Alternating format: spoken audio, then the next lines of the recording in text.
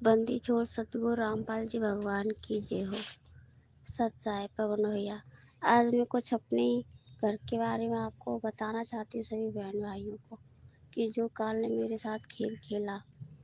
हुआ कुछ ऐसा कि मेरे घर में जिस दिन मैंने परमात्मा की सेवा करने के लिए अपने फ़ोन में एंट्री कराई कि मैं भी परमात्मा की सोशल मीडिया सेवा करूँगी, उसके कुछ दिन बाद मेरे घर में काल ने ऐसा तांडव मचाया कि परिस्थिति इतनी नाजुक कर दी कि चारों तरफ से हमारे लिए सब लोग खड़े हो गए विरोधी।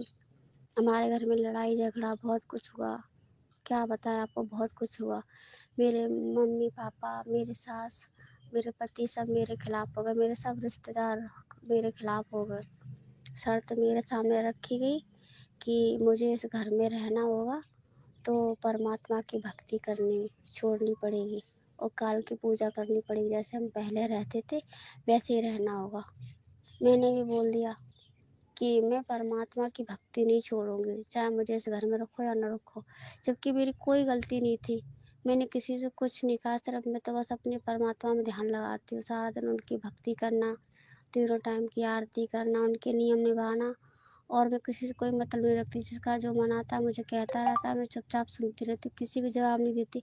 पर फिर भी इस काल ने ऐसा तांडव किया, सबके सर पे सवार हो गया, मुझे सबका दोषी बना दिया। मेरी कोई भी गलती नहीं, कुछ मैंने किसी को कहा नहीं। और मेरे पति ने सबको फ़ोन कर करके कह दिया कि मैं परमात्मा सतगुरु रामपाल जी भगवान को रखती हूँ, मेरे उनसे संबंध, उनसे रिश्ते चल रहे, तो मैं ऐसी औरत को अपने घर पे नहीं रखूँगा, इसे यहाँ से निकालूंगा। बहुत गंदे गंदे इल्ज़ाम मुझ पे लगाए। मैं आपको क्या बताऊँ, मैं बहुत रोई, बहुत।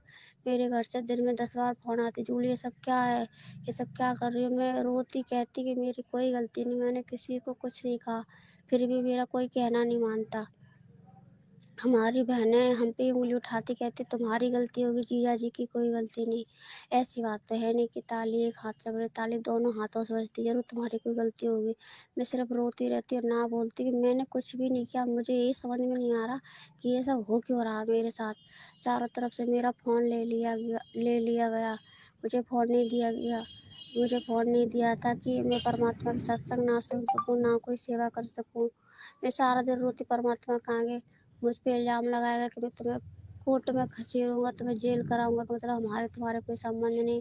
और तुम हमारी मम्मी से फ़ोन करके कहा कि तुम्हारी लड़की हमसे संबंध नहीं रखती, कोई रिश्ता नहीं रखती, मेरे घर में रहती, मेरा खाती, मुझसे शादी की, और उस बाबा के कहने से चलती। परमात्मा के लोग बाबा समझते हैं, कहते पता नहीं ये कहाँ से मिल गई, इस लड़की को मैं नहीं रखूँगा, इसे ले जाओ। बहुत गाली दी मेरे घर वालों को, मेरे घर वालों की बहुत बेइज्जती की, बहुत उल्टा सीधा बोला मेरे मम्मी पापा को, सबको।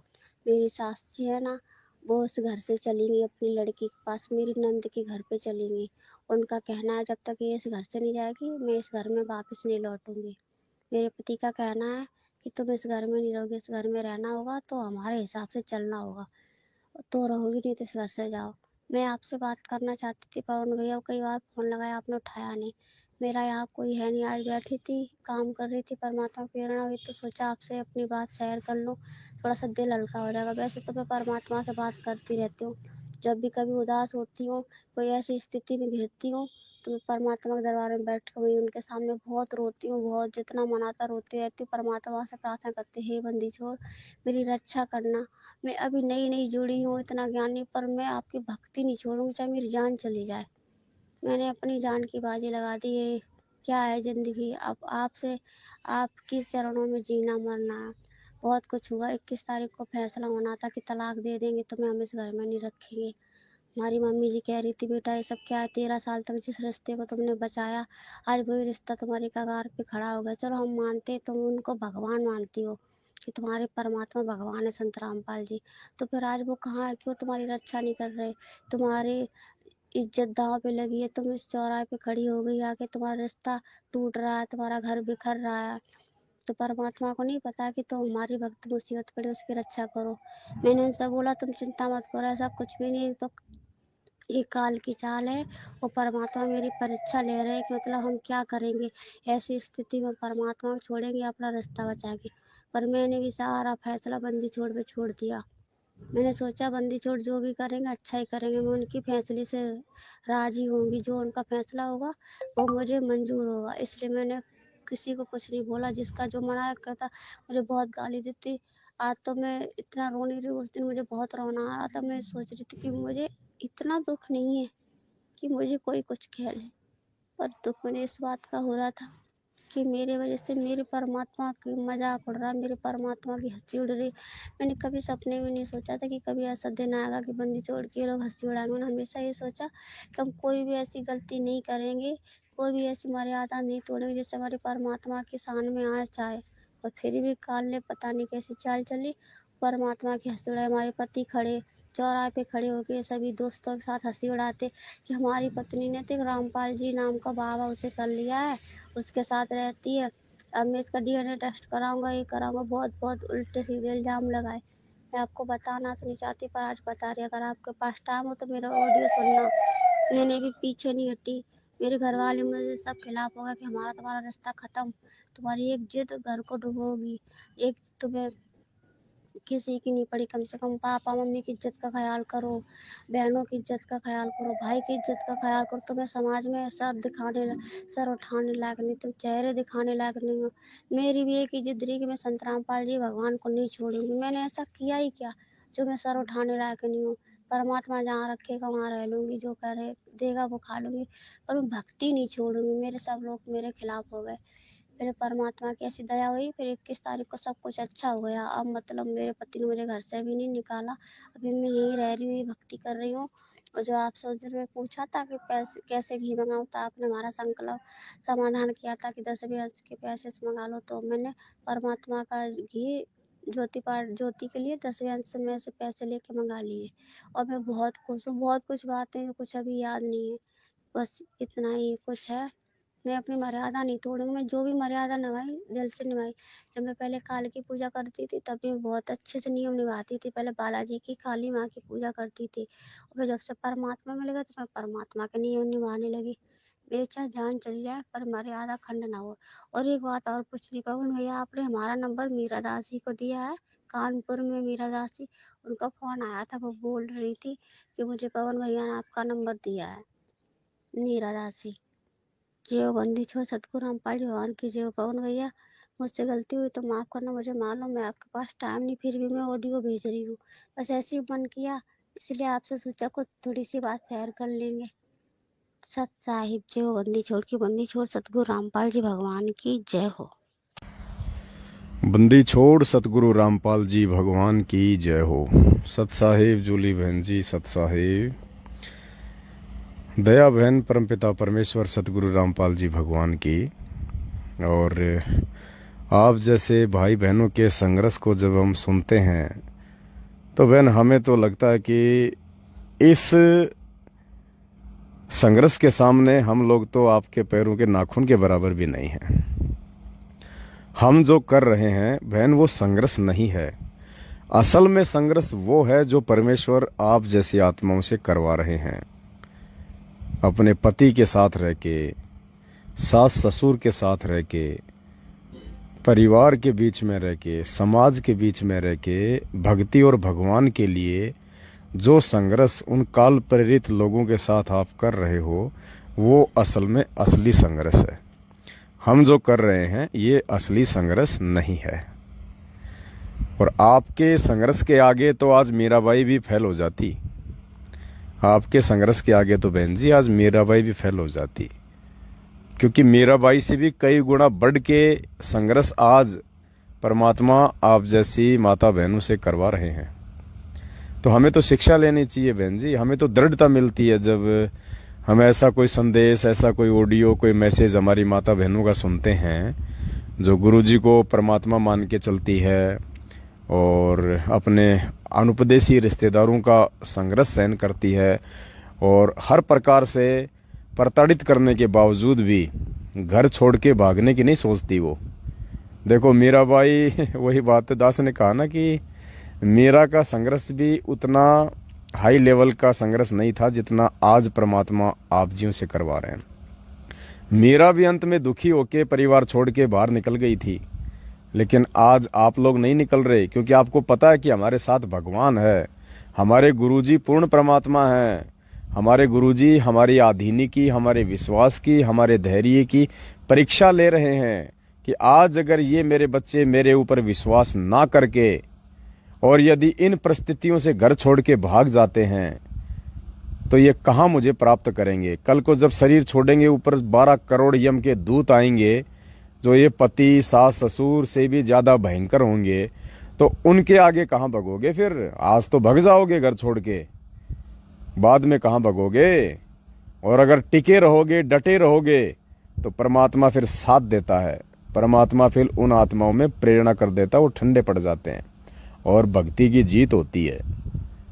इसलिए तो परमात्मा कहते हैं कि कामी क्रोधी लालची इनसे भक्ति न होए, भक्ति करे कोई सूरमा जात वर्ण कुल खोए। तो वो सूरमा हो आप परमात्मा के, जिनके लिए परमात्मा भटकते रहते हैं। और दूसरा परमात्मा कहते हैं टोटे में भक्ति करे सोए सच्चा सपूत, ये मायाधारी मस्खरे कितने जालिए ऊत। ये जो मायाधारी है ना, मायाधारी, इनको तो परमात्मा ने ऊत की संज्ञा दी है। ऊत की संज्ञा किनको, जो भक्ति मार्ग में नहीं है और जो अभी जगत में हैं, जो भगवान अर्थात राम नाम को सुनना पसंद नहीं करते, उन जगत वालों को ऊत की संज्ञा दी है। और भक्तों में परमात्मा ने उनको ऊत की संज्ञा दी है जो मायाधारी भी हैं लेकिन परमात्मा के प्रति सेवाओं में आगे नहीं है। जो कन्नी काटते हैं वो है ऊत, नाम लेके भी। वो फिर मरने के बाद बनते हैं भूत, क्योंकि वो गोबर के भूंड हैं वो।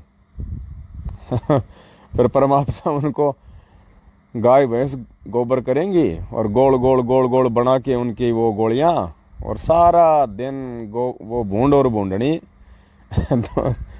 दोनों बिल में जमा करती रहेंगी। फिर पता नहीं अचानक से किसी पशु के पैर के नीचे आके वही राम नाम सत्य। तो बहन जी, हम तो आपको क्या संदेशा दें, क्या संदेश दें, क्या शिक्षा दें। हम तो खुद आप जैसे भाई बहनों से शिक्षा लेते हैं और आगे बढ़ने की परमात्मा हमारे को प्रेरणा करते हैं। ये रियलिटी है बहन जी। मैं तो अपनी कह सकता हूँ, दूसरे की नहीं बता सकता। यदि इस परमपिता परमात्मा ने मुझ दास को साध संगति के माध्यम से और आप जैसे भाई बहनों के साथ में नहीं जोड़ा होता, यदि इतने फोन कॉल्स वगैरह मेरे पास में नहीं आते और यदि मैं आप लोगों से बात नहीं करता, तो मैं तो कब का भक्ति मार्ग से फिसल जाता। मैं तो बहुत ही कमजोर सा प्राणी हूं बहन जी। ये तो परमात्मा ने दया बख्शी आप जैसी महान आत्माओं के साथ में दास को रखा, और दास को भी हिम्मत मिलती है जब आप लोगों से बातचीत करता हूं। तो ये असली संघर्ष है बहन जी। इस भगवान के लिए तो हमने सब कुछ छोड़ना है, सब कुछ। कोई नहीं है यहाँ किसी का। दूसरा, ये आपके परिवार वाले ये नादान है बेचारे, इनको पता नहीं है इस बात का। और यदि आप इस परिवार में भक्ति ना करो, यदि परमात्मा ने आपको इस परिवार में भक्ति दे के ना बैठाए होता, तो यकीन मानना बहन जी, अब तक तो काल इन सबको उठा के ले गया होता। कोई एक्सीडेंट में मरता, कोई हारी बीमारी से मरता, कोई लड़ाई झगड़े में मरता। क्योंकि इनके संस्कार कमजोर हैं, और इनके संस्कार को मजबूत करने के लिए, क्योंकि ये भी परमात्मा की आत्मा है, इनको भी परमात्मा ने आज नहीं तो कल भक्ति पे लगाना है। लेकिन भक्ति पे लगेंगे कैसे, परमात्मा की बात इनको अच्छी लगेंगी कैसे, जब इनके संस्कार भक्ति वाले मजबूत होंगे। तो संस्कार हैं इनके कमजोर, तभी तो ये आपका विरोध कर रहे हैं। और काल यही चाहता है कि उस भगवान के भगत का यदि कोई विरोध करेगा तो वो तो पता नहीं कौन से नरक में जाएगा। तो काल तो उल्टा इनके कर्म बिगड़वाना चाहता है। और दूसरी तरफ वो परमात्मा काल का बाप है। वो परमात्मा अब क्या करेगा पता है, आपको इस परिवार में परमात्मा ने बैठा दिया। अब आप जो भक्ति जो करोगी इस परिवार में रह के, सारे दुख दर्द सह के, तो परमात्मा ने बताया ना, सूक्ष्म खेल है ये। अगर मेरे घर पे हलवा बन रहा है तो पड़ोसी के पास में महक तो जाएगी जाएगी। अरे आज नहीं तो कल उसकी भी इच्छा होगी भाई कि चलो भाई हलवा बनाए लो आज तो अपने भी। तो इसी प्रकार जब आप अपने परिवार में भक्ति करोगी, आरती करोगी, मंत्र करोगी, सत्संग सुनोगी, दीपक जलाओगी, तो आज नहीं तो कल बहन जी उस भक्ति का सूक्ष्म प्रभाव इन सभी प्राणियों पे होगा, आपके परिवार वालों पे। और फिर ये जो है उस भक्ति के प्रभाव से जो इनके संस्कार मजबूत हो रहे हैं धीरे धीरे धीरे धीरे, इन्हें नहीं पता, फिर ये खुद ही परमात्मा का ऑटोमेटिक चुपके से जो है उनसे कनेक्टेड हो जाएंगे। खुद ही कह देंगे कि भाई जूली हमें भी नाम दिलवा दे तेरे गुरु जी का। तो बहन, परमात्मा ने आपको एक बहुत बड़ी जिम्मेदारी भी दे रखी है, और जिम्मेदारी के साथ साथ परमात्मा ने आपको इन आत्माओं के संस्कार मजबूत करने की एक सेवा भी दे रखी है। और वैसे भी बहन परमात्मा ने बोल ही दिया है कि भाई नाम सहित बेवतन भला, जो दर दर मांगे भीखा, और क्या हुआ छत्तर की छाया चाले यो राजपाट दिल्ली का। रही बात घर परिवार छोड़ने की, तो परमात्मा ने तो यहाँ तक कह दिया कि बेटा अगर इस सच्चे नाम के साथ अगर तेरे को देश निकाला भी दे दिया जाए तो शुक्र मनाना कि वो परमपिता परमात्मा तेरे साथ में है। और ये राजाओं का राज तो 2 दिल्ली का है, 2 कोडी का। 4 दिन की चांदनी है, फिर अंधेरी रात, गधे कुत्ते सुअर बनेंगे ये। और आज हम जो कष्ट सहन कर लेंगे, जो उठा लेंगे, और वो कष्ट भी हमारे अपने कर्मों के हैं। हम ये नहीं कह सकते कि ये भक्ति लेने के बाद हमारे ऊपर ये कष्ट आ गए, नहीं, ये मूर्खता हमारी अगर कोई ऐसा सोचता है तो। ये कष्ट हमारे अपने कर्मों के थे, और अगर ये भक्ति ना मिलती तो क्या हो जाना था, ये सोचना चाहिए इंसान को। और दूसरी बात बहन, घर छोड़ने से, घर छोड़ के भाग जाना, ये कोई समाधान नहीं होते, ये कायरों के काम होते हैं, ये बुज़दिलों के काम होते हैं। और वो महान आत्मा होती हैं जो उस जगह से हिलती नहीं है। फिर परमात्मा भी वहीं खुटा गाड़ के बैठ जाता है थोड़े दिन बाद में। भगवान यही तो देखा है कि वो क्या स्टैंड लेगी, ये कौन सा तरीका अपनाता है, मेरे ऊपर अविश्वास करके यहाँ से भगता है या मेरे पर विश्वास करके यहीं पे खुटा गाड़ के खड़ी रहती है। और जब खुटा गड़ा रहेगा तो कभी न कभी तो भैंस बंधेगी, कभी न कभी तो दूध पियेंगे फिर। तो दया है परमपिता परमात्मा की बहन जी, हम तो आप जैसी आत्माओं को संदेशा देने के लायक नहीं है, फिर भी आप जी ने कहा तो भाई होने के नाते 2 शब्द हमने बोल दिए। तो और तीसरी बात बहन जी, चाहे कोई हमारी माता बहन हो, ये संघर्ष आपके अकेली के साथ में नहीं है, ऐसी हजारों की संख्या में हमारी माता बहनें हैं। लेकिन माता बहनों को वही बात है, ऐसे घर परिवार छोड़ने से, बात बात पे जो है मन छोटा करने से काम नहीं चलेगा। हमारे गुरुदेव भगवान हैं, पूर्ण परमात्मा हैं, कबीर साहब हैं, हमने विश्वास करना पड़ेगा परमात्मा पे। अगर हम मर्यादा में रहेंगे और भगवान की भक्ति और मर्यादा के लिए यदि हम कोई संघर्ष करेंगे तो भगवान कौन सा दूर है। वही बात है, गुरुजी सुनाते हैं ना सत्संग में कि दो लाला जी आपस में लड़ाई कर रहे थे। एक ने कहा कि मैं तेरे सिर में बाट मारूंगा, दूसरा बोले भाई मैं कौन सा ठाली बैठूंगा। तो बहन जी, जब हम कुछ इस परमात्मा के लिए कुछ करेंगे ना, तो परमात्मा कौन सा जो है खाली देखने का काम करेगा, बाकी काम तो फिर परमात्मा का ही है। तो दया है गुरु जी की बहन, इसी प्रकार से संघर्ष करती रहो।